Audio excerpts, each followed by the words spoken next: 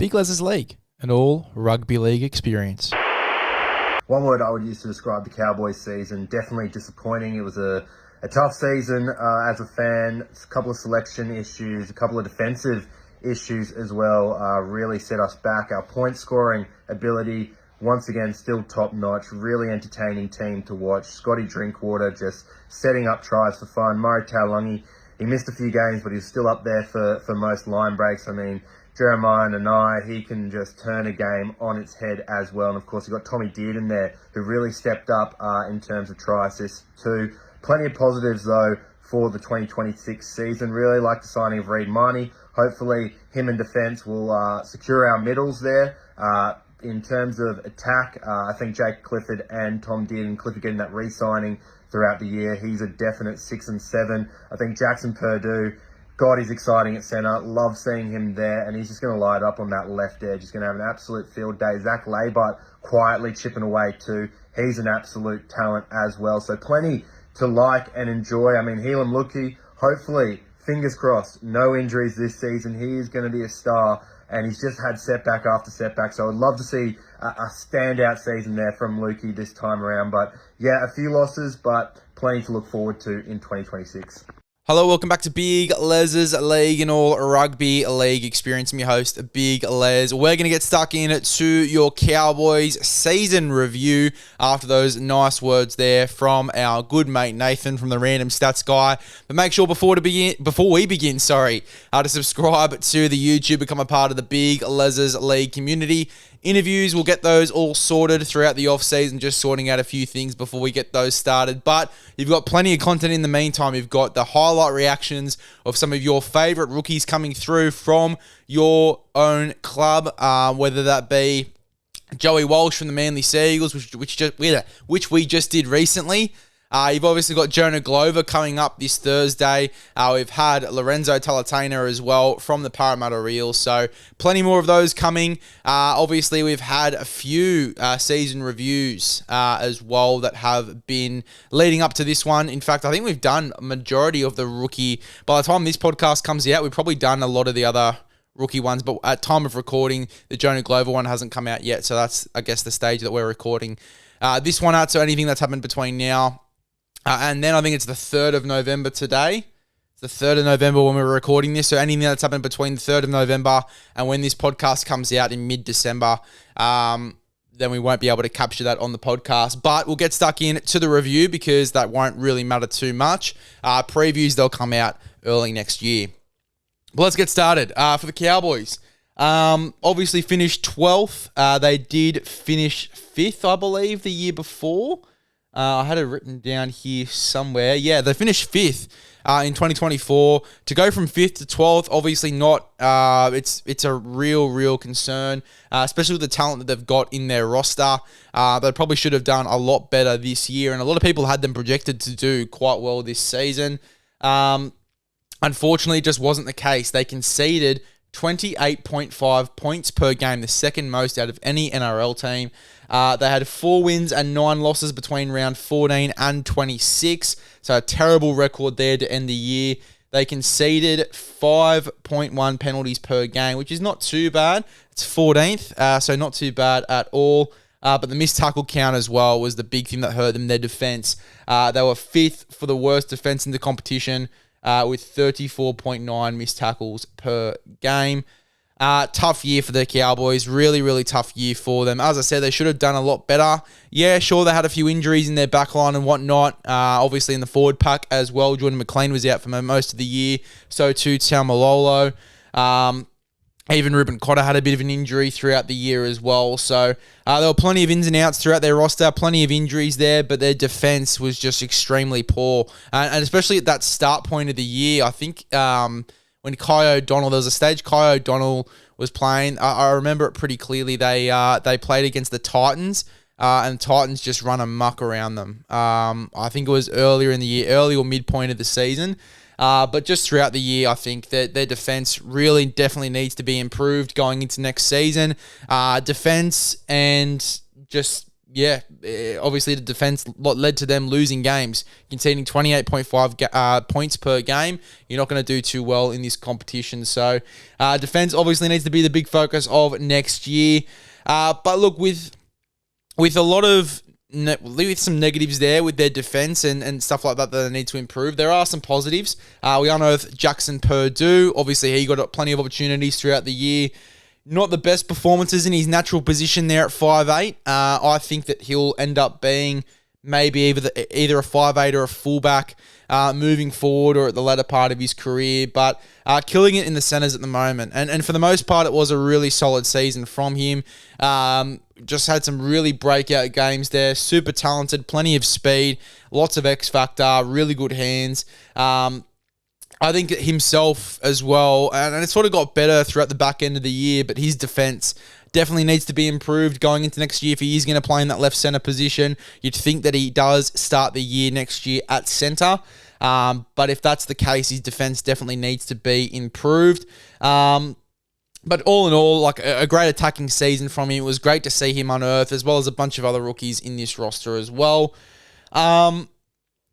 Scott Drinkwater, I mean, the back end of the year from him was pretty good. We saw some really good games late in the season from Scotty Drinkwater. He just needs to get more involved in that one jersey. I'm just not seeing a super high level of involvement from him this year. He needs to get his hands on the ball more. And when he does, we saw in the later stages of the game, the second game that they had against the Titans this year was perfect.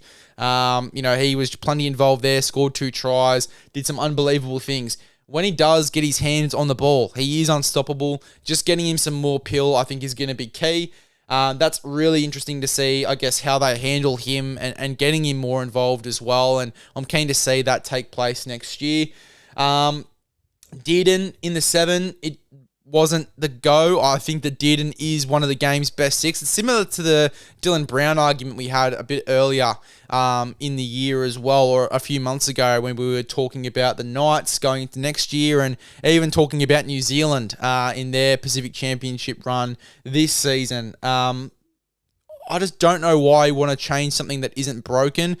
Dearden is an absolutely phenomenal 6. And you know what? In the Origin arena, when it's attack, and he can obviously play the full extent of his game and do the things that he does in Origin at 7. That's fine. But in Clubland, for me, he's a 6. He is an out-and-out 6. I think that he can develop into a 7. I just don't know if they've got the roster right now for him to do that. And I'm not sure he's really had the time to be an understudy to anyone to really learn off their game and develop into that out-and-out 7. He's sort of just been forced into that position. And he's still quite young, Tom Dearden. I think he's only 24, at the oldest 25 years of age. So there's plenty more of Tom Dearden to see. But, yeah, look, I think that for me at the moment, in Clubland for the time being, he isn't a 7. He is a really, really good 6. I think that you've got Clifford there, who can obviously stand in and be a 7 for a short period. The thing is, though, they've got to play Jackson Purdue, so I think that they're almost forced. They're probably almost going to be forced, especially with the contract negotiations coming up for Jackson Purdue, and I believe he was promised the 6 jersey at a stage in some point of his contract, or I think it's going to be a big part of his contract negotiations going into his next contract, but I think they want to develop him into the 6. So I think that Dearden's almost going to have to be forced to play 7 next year. I just didn't like all of what I saw from Dearden in the 7. And there were some good games from him in the 7 this year. I just think that when he was in the 6, he looked more comfortable and they played better football. So look, that's just my opinion. I think that he can develop into a good 7. I'm just not sure he's had the greatest pathway to develop into a 7. And they haven't really got the best guys around him to help him with that development into the number 7 jersey as well. So it's going to be interesting to see, I guess, what the plan is with him moving forward. And, if he is just going to be shoved into the 7 jersey next year again, I imagine he will be, again, with the contract negotiations with Jackson Purdue and the fact that his preferred position is in that number 6. That'll be super interesting to see what happens next year. Heilum Luki, extremely unlucky with that ACL injury at the start of the year. I think that if he was to play this year, he would have done a lot of damage. He potentially would have played for Queensland as well. We had very high Raps on him at the start of the year. I even made the call at the start of the year that he'd play Origin football on the podcast too, and it was super unfortunate how that turned out with him getting that ACL injury, but I think he's in for a massive preseason, and I think if he can put his head down, work hard, and have a strong season injury-free for the Cowboys, he'll be an Origin player. I have no doubt about it. He has got that sort of talent about him. So just giving him the full time to recover throughout the preseason, have a strong preseason, get rock hard fit. I think that he'll definitely be a guy that you'll see in that Maroon squad at least. But I think he'll be having a spot in the 17, that's for sure.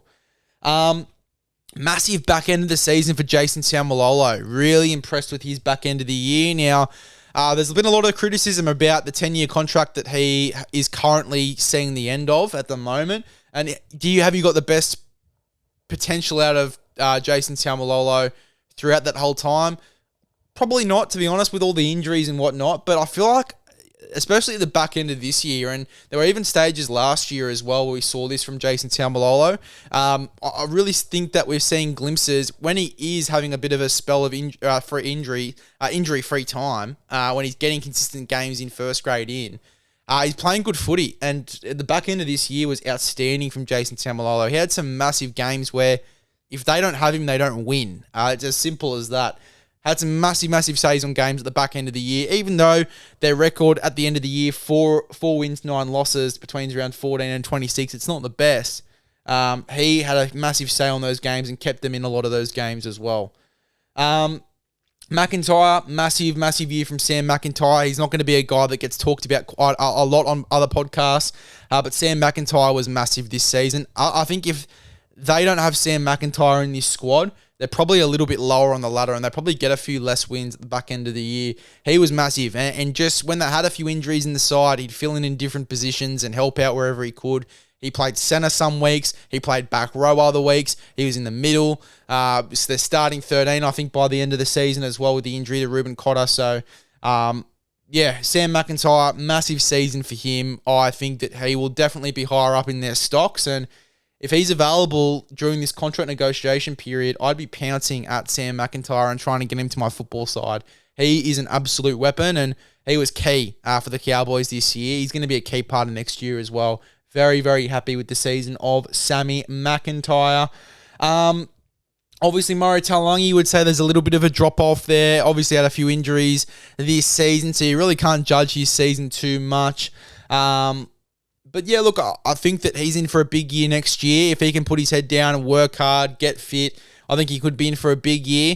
I just don't know if I have the highest hopes for the Cowboys next year. I feel like with the losing Reece Robson, that's going to be a big loss for them in the 9 position. They've got Reid Marnie coming in, which is a real good replacement. But I just feel like with their defense, if they can't improve their defense, and I'm not too familiar with the guys that they've signed as their new assistant coaches. They've done a full clean out of the lower coaches as well. Got all new assistants in, new physios in, whatnot. If that doesn't work and their defense doesn't improve, I think they're potentially a spoon side next year, the Cowboys. It's going to be super interesting to watch, and I think it's really going to depend on if they can get this half sorted. Is it going to be Purdue and Dearden? Is it going to be Clifford and Dearden? Is it going to be someone else and Dearden? But they need to get that sorted ASAP, and they really need to lock down the defense as well. Purdue, these sort of guys in the back line need to work hard on their defense. Kai O'Donnell, the reason that he got dropped midpoint of the year was because of the defensive issues on that left edge. So just these sort of guys putting their heads down, working very hard on their defense as we lead into the start of next season, and obviously the preseason this year. If they don't improve their defense, they're going to be very close to a spoon side with how much the other sides are improving around them. They'll obviously lose a bit of depth in the halves too. Tom Duffy goes to the Broncos. Jordan McLean's left now as well. It's one less front rower that you've got in your stocks. Semi Valame's obviously gone to Castleford as well, so it's another guy that you don't have in the back line. What their side's going to look like next year is going to be super interesting, but as I said, what matters is the defense. They have got enough talent throughout their roster to be a real good attacking threat. Drinkwater needs a big year next year. I think if they don't have a big year and their defense doesn't improve, they are a wooden spoon side. Let me know your thoughts in the comment section below. Anyone that we've missed as well this year in this season review, let us know in the comments below as well. I mean, there's a few other guys that we can give shout outs to. I think a big moment from the Cowboys this year was Jeremiah and I getting dropped at the start of the year. Got dropped after a massive, massive loss, and had to work his way back into the side, played a little bit of Q Cup and carved up for them as well, worked his way back into the team. I think left edge back row has to be the position for Jeremiah Nanai. I think that his best footy is played on the left. He defends better on the left. I think we've got to move away from him as a right edge back rower. Your right edge back rower is probably going to be one of John Bateman or Halem Lukey next year. I think that you've definitely got to move away, though, from the idea that Jeremiah Nanai is a right edge back rower. He is more suited to the left. I mean, you can even look at the footy that we've seen from him playing for Samoa. As well in that left edge back row position. He is definitely a left edge back rower, in my opinion. Let me know your thoughts. Do you agree? But look, I think there's not too much else to say here in the Cowboys. They need to improve their defense. It was a poor year from them. To go from nearly top 4, the verge of top 4, to 12th is disgusting, and they definitely need to have a good look at themselves this off-season and really work hard on their D, because if they don't, they'll be a spoon side. Subscribe to the YouTube, also to the Spotify and Apple Podcasts. All the links will be in the description below. The Instagram as well, Big LEZ'S League _, where you'll get majority of our content. Subscribe, follow the Instagram, subscribe to the Spotify and Apple Podcasts. More importantly, the YouTube, where our interviews will be. Obviously, the reactions content will exclusively be on the YouTube. And then obviously the rest of the season reviews as well will be live on here, as well as we head straight into the new year. I think it's close to Christmas too. I think it's very close to Christmas. So Merry Christmas. Happy New Year. We'll see you guys in the next one.